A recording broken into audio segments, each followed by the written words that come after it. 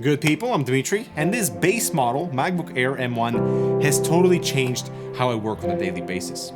Let me explain. In short, this is the best computer I've ever owned. Shocking news, I know, considering how many notebooks have gone through my hands, how many PCs I've built myself, but welcome to my long-term review of the MacBook Air M1 base model and why I think you should get one. I will talk about all my workflow integrations between the M1, between my editing PC and my gaming PC, plus we'll do a few live demos to show you how powerful this baseline machine is for what I use it for, plus how ridiculous the baseline storage configuration really is. You've probably already seen 1,000 reviews of this machine, so this is not a benchmark video, but if you haven't bought one yet, perhaps this video will nudge you in one direction or the other. My wife loves it. She says it fits in her purse, it doesn't hurt her back, it's light and small, and it gets the job done. Alright, so let me tell you everything I want to tell you about this machine right after this. Play your games the right way with the much improved Virtuoso RGB Wireless XT with Bluetooth support, fantastic swivel hinges,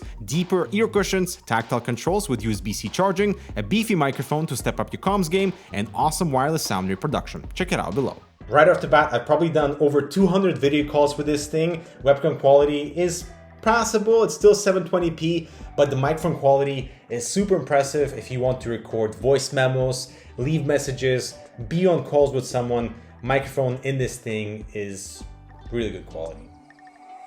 Despite the small body on this thing, the speakers on the Air are mind-blowing with large and powerful output that puts all my Windows notebooks that I've used in the past to shame, and that just shows that Apple does the basics right.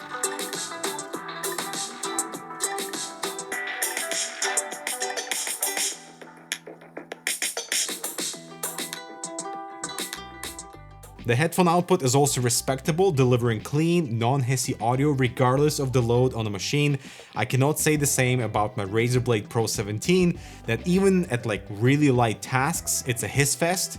I gotta plug in an external amp because otherwise their internals mess up the audio signal on my Blade. I love the new updated keyboard. It's fast to get used to, just enough travel distance and a silent profile.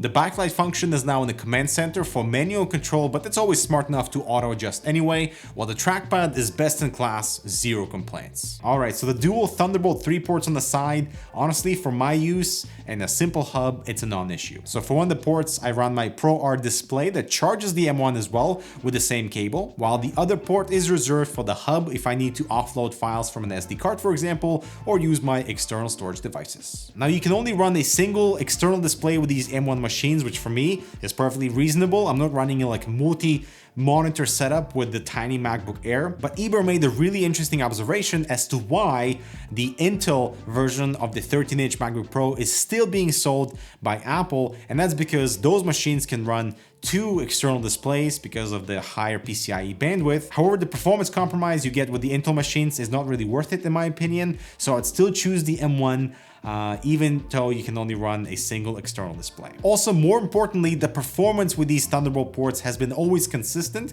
regardless of what I plug into them, but unfortunately I've had lots of weird slowdown issues when I'm using USB-C Thunderbolt ports on my Razer Blade, where one day everything has been transferred at full speed, another day I am limited to 40 megabytes per second for like reading something off my really fast T5 SSD. None of that with the M1. That makes me happy. So every morning this gets plugged into my ProR display. The instant on nature of these M1 machines is fantastic, as there's absolutely no waiting around, and also the automatic unlock if I'm wearing the Apple Watch is speedy. But I also love the fingerprint unlock. That's also your power button, and you can do all your purchases with it, fill in passwords. It's fantastic. The battery in this configuration gets charged and I answer all my morning emails, but the impressive part about this configuration behind me is power consumption and how much lower it is for doing basic productivity things without me needing to turn on my editing machine that consumes so much more power. But also something many Windows users will appreciate if you're coming from a previous Windows machine is the consistent performance while on battery. So you don't get a performance penalty, but just unplugging the power cable, which is not something you can say for any Windows machine, okay? And you can check out our fascinating analysis right over here. All right, so I am confident to say that everything you've heard about battery life with these machines is true.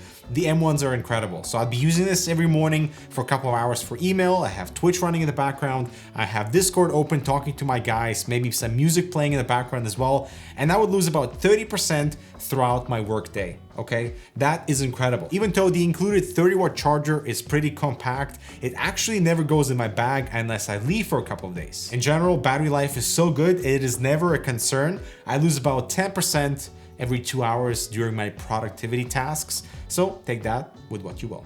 Or what's the saying? Take that for what you will.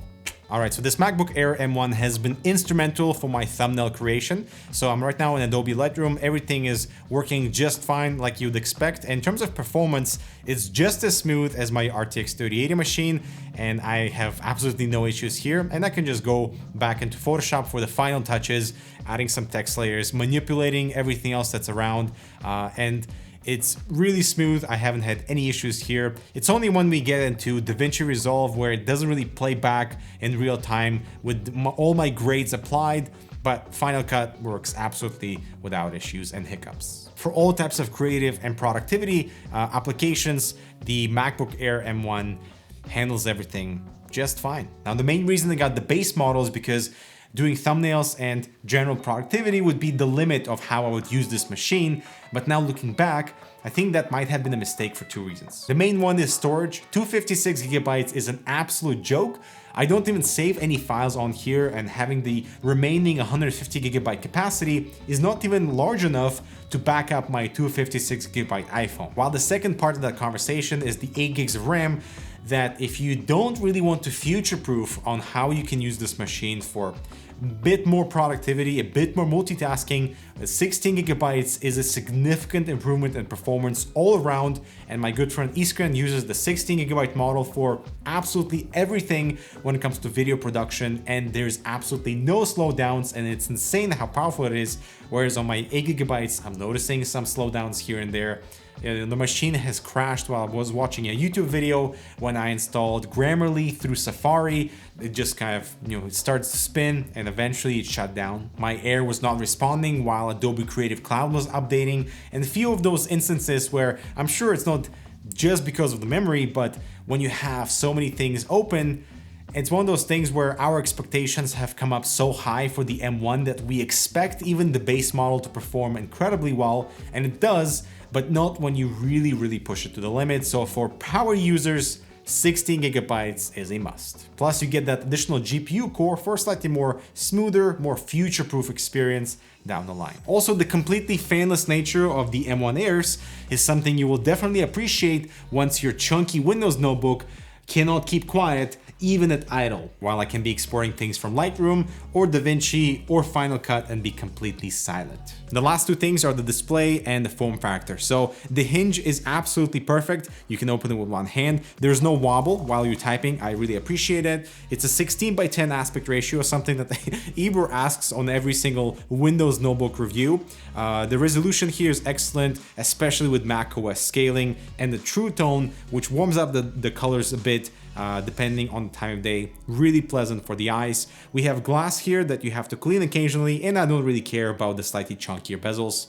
The screen for the base model is fantastic. It is not as bright as the Pro model, but still, for $1,000, it is the best screen you can get. As for the form factor, it's the same MacBook Air. What can you expect? Fits into everything, weighs nothing at 1.3 kilos, and it's a solid chunk of aluminum for a premium build computer. So what can I say? After 6 months of using this device, it's the best computer for $1,000 you can buy in terms of like a really complete portable package without any major compromises, unless you're choosing the base model and want some insane productivity, multitasking, whereas the 8GB RAM versus 16GB, there's a significant performance difference there. So if you want that future proofing and you're gonna be doing 1,000 things and want proper playback and the additional GPU core, then get the 16GB model. But otherwise, as the MacBook Air, it does everything and more. For me, the 8 gigs is fine because I do all the heavy lifting on all my other machines, but as a portable, everything else but video production, this thing is awesome. All right, guys, I hope you enjoyed this long-term coverage. And yeah, subscribe if you haven't already. Let me know what you think, if you have experienced the M1 in your life. And I'll talk to you in the next video.